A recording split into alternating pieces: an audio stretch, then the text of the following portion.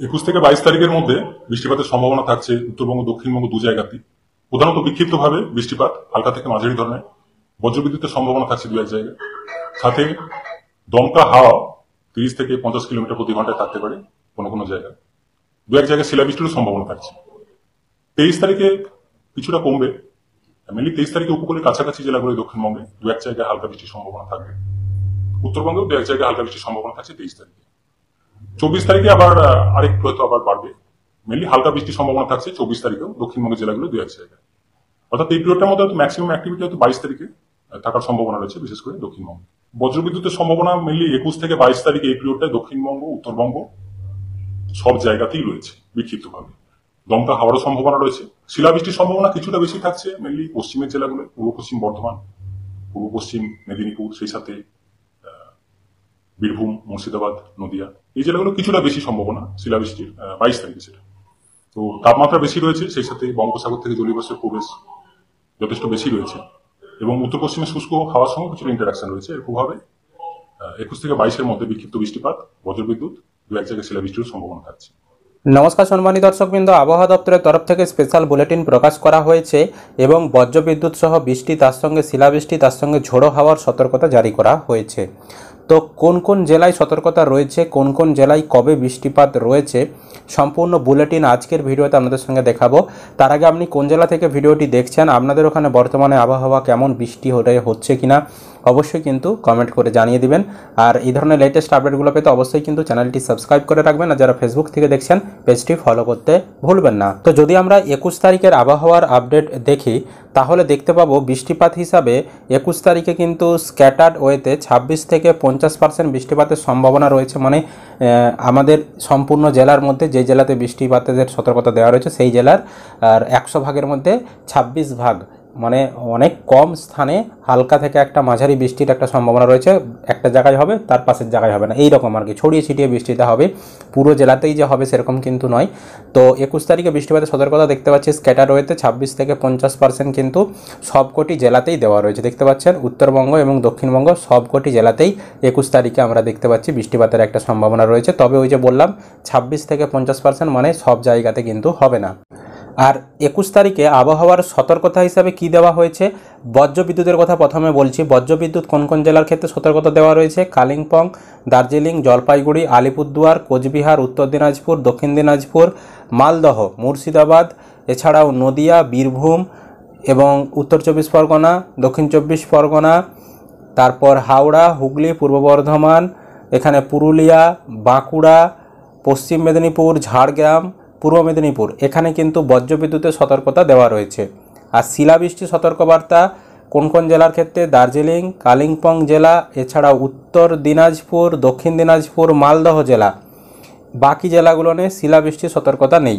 আর ঝোড়ো হাওয়া সর্বোচ্চ গতিবেগ 30 থেকে 40 কিলোমিটার প্রতি ঘন্টায় হওয়ার সম্ভাবনা রয়েছে কোন কোন জেলার ক্ষেত্রে: কালিম্পং জেলা, দার্জিলিং, আলিপুরদুয়ার, কোচবিহার, উত্তর দিনাজপুর, এছাড়াও দক্ষিণ দিনাজপুর, এখানে জলপাইগুড়ি, মালদহ, মুর্শিদাবাদ, পূর্ব বর্ধমান, তারপর হুগলি, নদিয়া, উত্তর 24 পরগনা, হাওড়া, দক্ষিণ 24 পরগনা এবং পূর্ব মেদিনীপুর, পশ্চিম মেদিনীপুর, বীরভূম, পশ্চিম বর্ধমান, বাঁকুড়া, পুরুলিয়া এবং ঝাড়গ্রাম, এই জেলাগুলোতে কিন্তু আমরা দেখতে পাচ্ছি ঝোড়ো হাওয়া সর্বোচ্চ 30 থেকে 40 কিলোমিটার প্রতি ঘন্টাতে হওয়ার একটা সম্ভাবনা রয়েছে। তবে সব জায়গায় হবে না, আগেই কিন্তু জানিয়েছি। এবার দেখুন 22 তারিখে বৃষ্টিপাতের সম্ভাবনা কোথায় কোথায় রয়েছে না, আপনার স্ক্যাটার্ড ওয়েতে মানে 26 থেকে 50% বৃষ্টিপাতের সম্ভাবনা রয়েছে উত্তর দিনাজপুর, দক্ষিণ দিনাজপুর, মালদহ, মুর্শিদাবাদ, নদিয়া, উত্তর 24 পরগনা, দক্ষিণ 24 পরগনা, কলকাতা, হাওড়া, হুগলি, পূর্ব বর্ধমান, বীরভূম, পশ্চিম বর্ধমান, বাঁকুড়া, পশ্চিম মেদিনীপুর, পূর্ব মেদিনীপুর, ঝাড়গ্রাম, পুরুলিয়া, এই জেলাগুলো নিয়ে। আর এর থেকে একটু বেশি মানে 51 থেকে 75% বৃষ্টিপাতের সম্ভাবনা দার্জিলিং, কালিম্পং, জলপাইগুড়ি, আলিপুরদুয়ার, কোচবিহার, এই জেলাগুলো নিয়ে একটু তুলনামূলক বেশি বৃষ্টির সম্ভাবনা রয়েছে 22 তারিখে।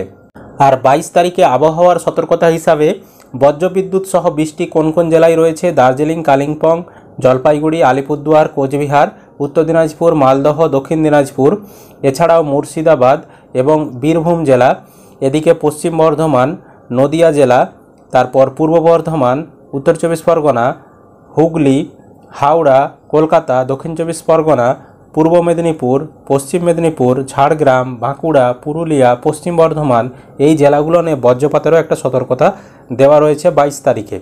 আর শিলাবৃষ্টির সতর্কবার্তা কোন কোন জেলাতে রয়েছে? মুর্শিদাবাদ জেলাতে, তারপর নদিয়া জেলাতে এবং পূর্ব বর্ধমান, পশ্চিম বর্ধমান এই জেলাগুলো নিয়ে কিন্তু শিলাবৃষ্টির একটা সতর্কতা রয়েছে এবং তার সাথে সাথে পূর্ব মেদিনীপুর, পশ্চিম মেদিনীপুরেও শিলাবৃষ্টির একটা সম্ভাবনা আমরা লক্ষ্য করতে পারছি। এবং ঝোড়ো হাওয়া 40 থেকে 50 কিলোমিটার গতিবেগে পুরুলিয়া, বাঁকুড়া, তারপর পশ্চিম বর্ধমান, পশ্চিম মেদিনীপুর, ঝাড়গ্রাম, পূর্ব মেদিনীপুর, হাওড়া, হুগলি, দক্ষিণ 24 পরগনা, কলকাতা, উত্তর 24 পরগনা, তারপর নদিয়া, মুর্শিদাবাদ, বীরভূম, পশ্চিম বর্ধমান এই জেলাগুলোনে কিন্তু ঝোড়ো হাওয়ারও একটা সম্ভাবনা রয়েছে। তবে সমস্ত জেলাতে নয়, যেখানে হবে সর্বোচ্চ 40 থেকে 50 কিলোমিটার প্রতি ঘন্টাতে কিন্তু হওয়ার সম্ভাবনা রয়েছে।